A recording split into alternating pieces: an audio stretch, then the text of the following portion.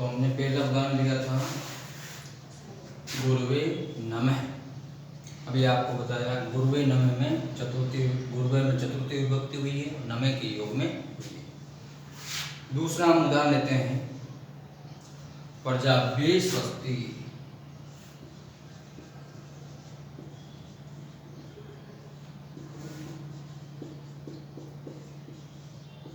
इसका अर्थ होता है प्रजा का कल्याण हो, जनता का कल्याण हो, प्रजा का कल्याण,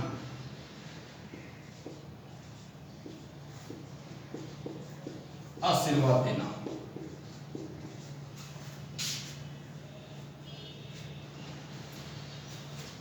कल्याण का मतलब होता है आशीर्वाद, प्रजा को आशीर्वाद देना, कल्याण करना प्रजा का।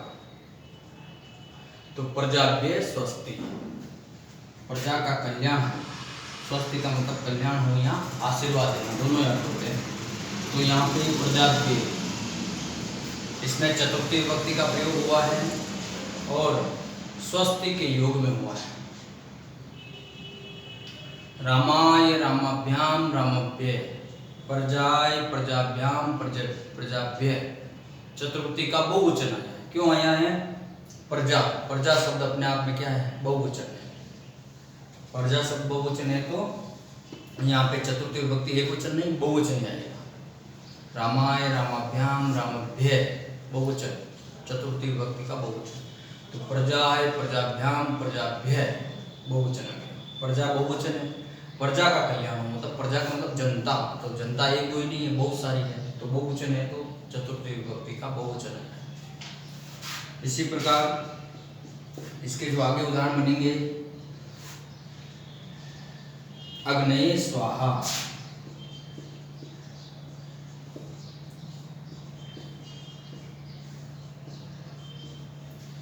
अग्नये स्वाहा, देवताओं के लिए अग्नि में आहुति।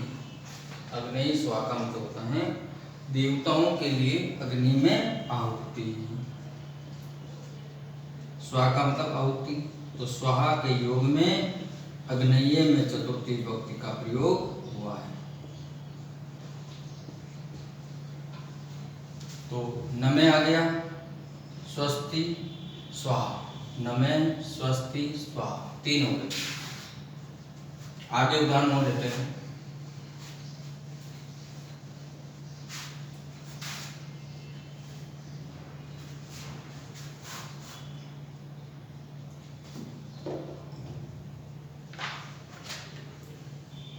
स्वधा,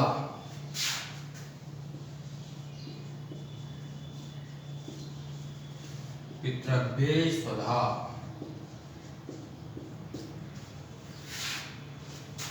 इसका मतलब होता है पितरों के लिए अन्नादि, पितरों के लिए अन्न, अन्न आदि। स्वधा का मतलब होता है अन्न, तो यहाँ स्वधा के योग में जो पितर देवता होते हैं उनके लिए अन्न, प्रसाद चढ़ाना कुछ भी, तो पितृव्यय में चतुर्थी विभक्ति हो जाएगी, स्वधा के योग में हो जाएगी, पितरों के लिए अन्न इत्यादि, स्वधा का मतलब। अगला उदाहरण है अलम। अलम विवादाय,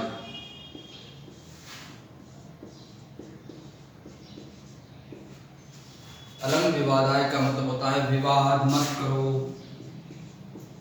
विवाद मत करो, झगड़ा मत करो।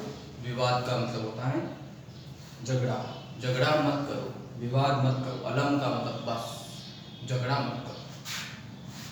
तो यहाँ पे विवाद अलम के योग में, अलम के योग में विवादाय में, इसमें आपके चतुर्थी विभक्ति हुई है। अलम के योग में, क्योंकि यहाँ पे क्या दिया हुआ अलम, अलम का अर्थ होता है विवाद, तो अलम के योग में विवादाय में चतुर्थी विभक्ति का प्रयोग हुआ है।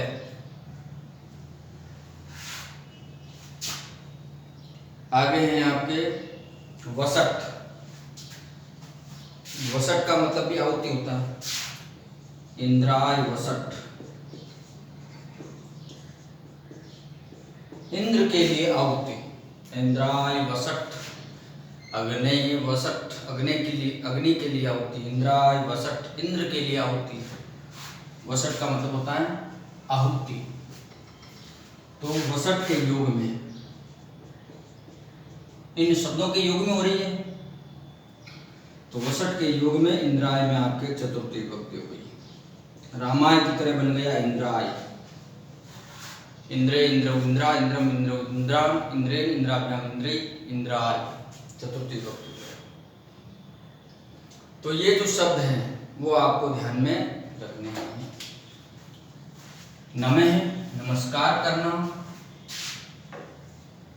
स्वस्ति यानी कल्याण होना, आशीर्वाद देना, स्वस्ति का मतलब आशीर्वाद या कल्याण होना, स्वाहा का मतलब आहुति देना, स्वाहा का मतलब होता है अन्न इत्यादि, भोजन अन्न, और अलंग का मतलब विवाद, और वसट का मतलब होता है आहुति। ये जब शब्द हो तो उसमें उसके योग में चतुर्थी विभक्ति का प्रयोग होता है, और चतुर्थी विभक्ति में संप्रदान कार्य होता है। तो ये जो शब्द के मैंने आपको उदाहरण बताए,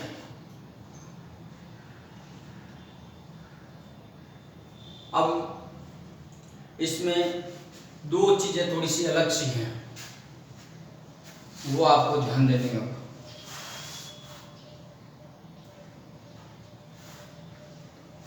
अभी जो ये आपने पढ़ा है उसमें यहां मैं लिख रहा हूं विशेष। विशेष का मतलब नॉट, विशेष लिखा है इसका मतलब होता है नॉट, नॉट लगेगा। अभी ये जो इसके नियम पढ़े उसमें दो चीजें थोड़ी सी अलग है, उस पर ध्यान देना है। इसका हमने बनाया गुरुवे नमः, देखिए वापस गुरुवे चतुर्थी विभक्ति नमः। इस नमः का उदाहरण बनाया था हमने गुरुवे नमः। अब यहाँ एक विशेष क्यों लिखा है कि इसमें एक चीज अलग है, वो क्या है? जब नमः के आगे खाली नमः लिखा हुआ हो तो चतुर्थी विभक्ति ही होगी, और अगर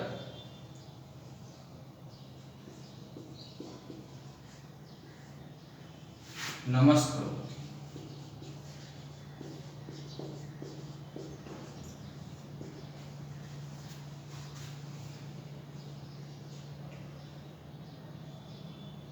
गुरुम, गुरु गुरु गुरुवः गुरुम,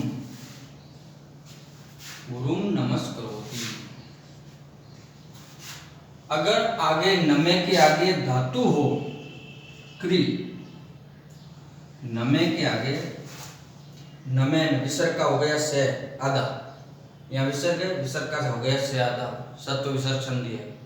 आगे करोति है, क्री धातु में करोति कुरुतः कुर्वन्ति, करोसि कुरुतः कुरुत, करोमि कुर्वः कुर्मः, क्री धातु लट लकार में ये रूप बनता है, धातु रूप बनता है।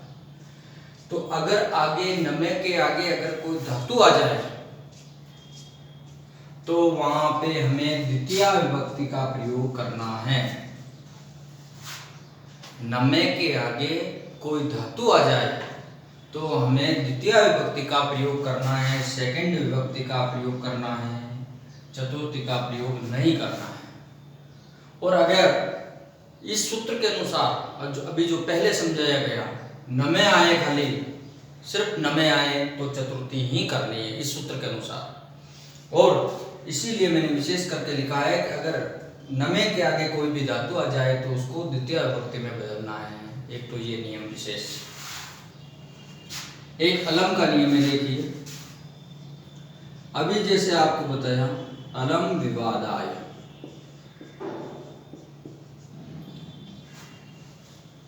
तो यहां अलम के योग में अभी जो आपको समझाया वापस बता रहा हूं, अलम के योग में विवादाय में आपके चतुर्थी विभक्ति का प्रयोग आपने किया अभी, लेकिन ये जो अर्थ है ये निषेध करने के अर्थ में हो रहा है। मना करने में, ये जो अलम विवाद है, झगड़ा मत करो, विवाद मत करो, लड़ाई मत करो, तो ये मना कर रहा है। मना करने का मतलब होता है निषेध। तो निषेध करने के अर्थ में, मना करने के अर्थ में अलम के योग में चतुर्थी विभक्ति होती है। मना करने में या निषेध करने के योग में अलम में चतुर्थी होती है, विवादाय चतुर्थी विभक्ति। अभी हमने पढ़ा इस सूत्र के अनुसार। अब इसमें विशेष क्या है कि जैसे लिख दिया मल्ले मल्लाय अलम,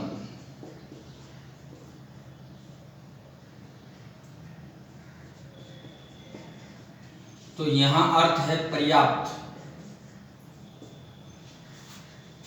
तो देखिए यहां पे भी अलम है, यहां पे भी अलम है। यहां अलम के योग में निषेध है, मना कर रहा है, लड़ाई झगड़ा मत करो। अलम विवादाय, विवाद का मतलब विवादाय चतुर्थी विभक्ति बन गई है, अलम विवादाय। तो यहाँ अलम के योग में विवादाय में चतुर्थी हुई है, लेकिन किस अर्थ में हुई है? निषेध। निषेध का मतलब मना करना, या मना कर रहा है। तो मना करने के अर्थ में तो अलम के साथ में चतुर्थी होती है। और अगर पर्याप्त अर्थ हो, क्या अर्थ हो? पर्याप्त। पर्याप्त अर्थ हो तो वहां पे चतुर्थी हो जाएगी।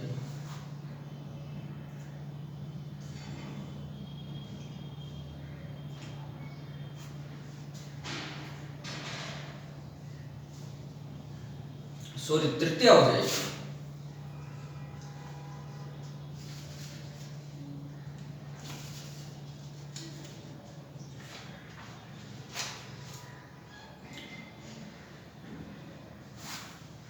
तो यहां पे देखिए ये पर्याप्त अर्थ में दोनों जगह चतुर्थी हो रही है,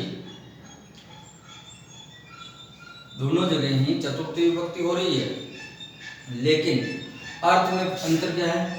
यहाँ पर्याप्त अर्थ में एक योद्धा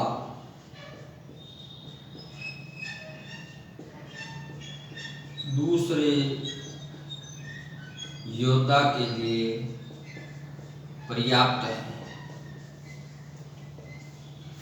इस मल्ले मल्लाय अलम का मतलब होता है एक योद्धा, मल का मतलब होता है योद्धा, एक योद्धा दूसरे योद्धा के लिए, मल्लाय चतुर्थी विभक्ति, पर्याप्त है। अलम का मतलब पर्याप्त।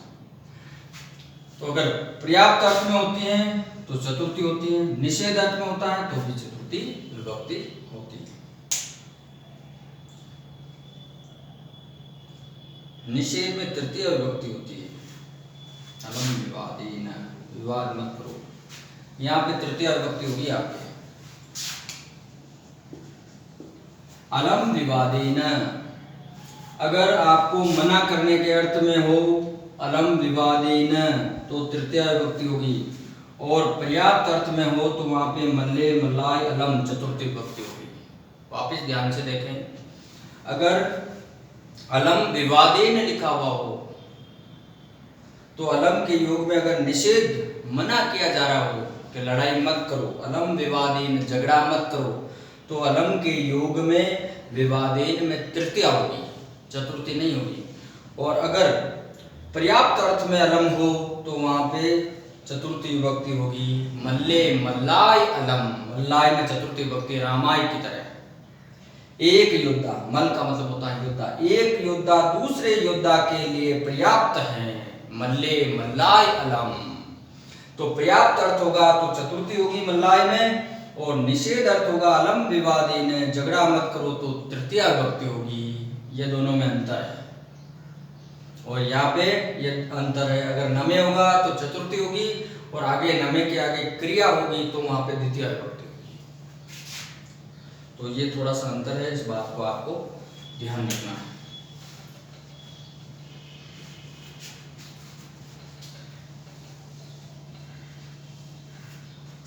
धन्यवाद।